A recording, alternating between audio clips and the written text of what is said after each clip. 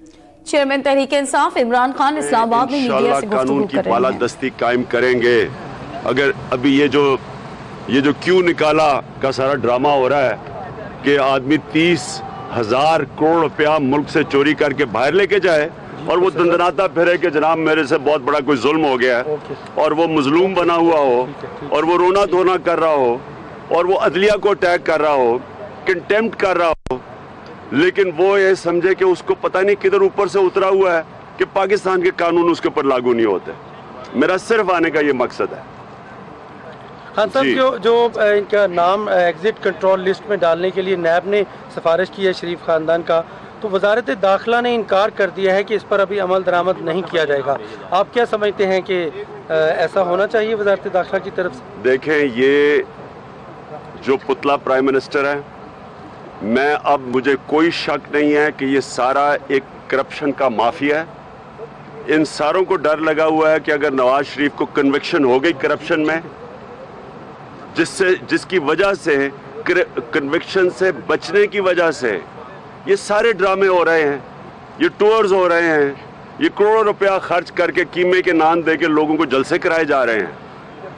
یہ لودھرا کے الیکشن میں انہوں نے ایسا پیسہ خرچ کیا لوگوں کو بدلانے میں, چینج کروانے میں, یہ ووٹ لینے میں.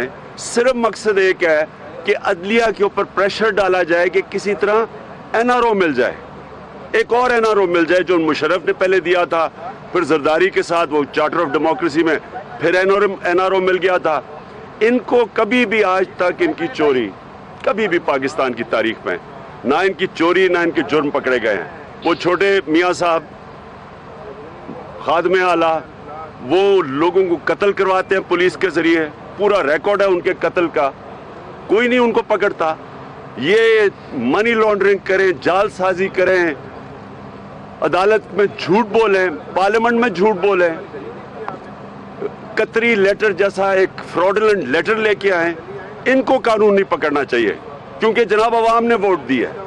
دیکھیں, عوام کا کام ہے ووٹ دینا, عدالتوں کا کام ہے انصاف دینا.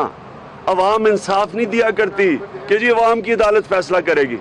لوگوں کا پاگل بنا رہے ہیں اور صرف مقصد یہ ہے کہ یہ جو کنوکشن ہونے جا رہی ہے اس سے بچنا ہے. خان صاحب یہ بتائیے گا 3 ماہ رہ گئے الیکشن میں, نگران سیٹ اپ کے لیے لودھرا میں نون لیگ نے فیئر وکٹری دی, آپ نے کہا کہ پیسہ لگایا ہے, کیا آپ کوئی تحقیقات کر رہے ہیں کہ پی ٹی آئی لودھرا میں کیوں الیکشن ہاری, جبکہ یہ کہا جا رہا تھا کہ بڑی واضح لیڈ سے جیتی؟ میں نے سیکنڈ اس کا ضمنی یہ ہے کہ آپ کے مخالفین یہ کہہ رہے ہیں کہ آپ نے وہاں پر موروثی سیاست کو دوبارہ زندہ کیا جس کی وجہ سے عوام نے آپ کو مسترد کیا.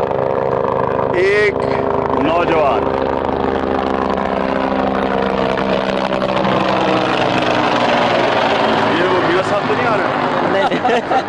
ایک نوجوان پہلی دفعہ الیکشن لڑتا ہے, گورنمنٹ کے خلاف الیکشن لڑتا ہے, 91,000 ووٹ لے جاتا ہے.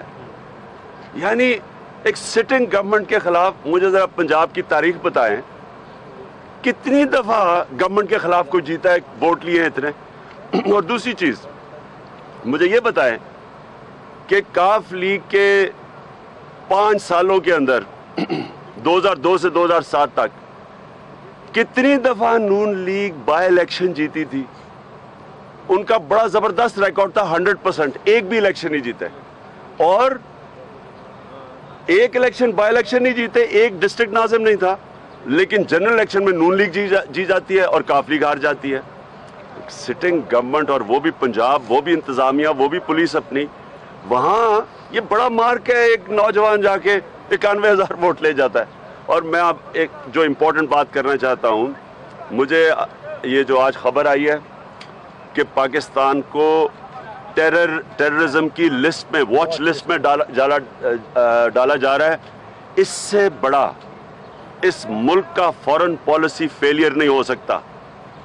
یہ سارا گورنمنٹ کا کام لگا ہوا تھا ایک کرپٹ آدمی کو, ملک کے سب سے بڑے کرپٹ آدمی کو بچانے کا.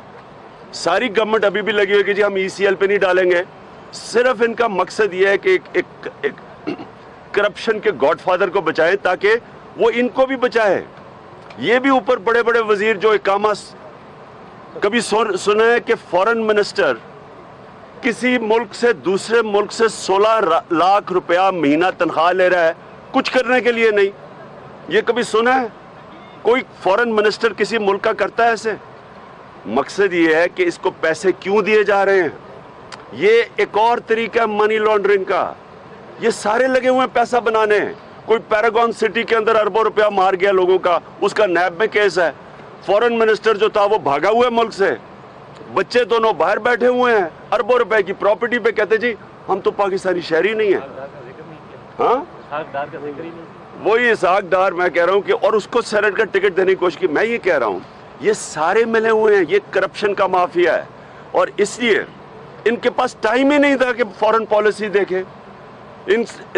हिंदुस्तान जो कामयाब हुआ है पाकिस्तान को आइसोलेट करने में, इसकी वजह से आज पाकिस्तान का नाम आ गया है इंटरनेशनल टेररिज्म की वॉच लिस्ट पे। और ये शो करता है ना इकोनॉमी ठीक, ना फॉरेन पॉलिसी ठीक, ना मुल्क के अंदर ये जो कसूर के इंसिडेंट्स हुए हैं। तो सारा गवर्नमेंट की कंसंट्रेशन है एक करप्ट आदमी को बचाने की। ये नतीजा है ये जो आज हमें इतना अफसोसनाक कि पाकिस्तान को जब डाला है और सारी दुनिया ने, अब आप देखें कि इससे कितनी रिस्ट्रिक्शंस आएंगी पाकिस्तानियों को, कितने मजीद और प्रॉब्लम्स आएंगे। निगरान सेटअप के लिए 3 माह रह गए हैं हुकूमत को जाने में। निगरान सेटअप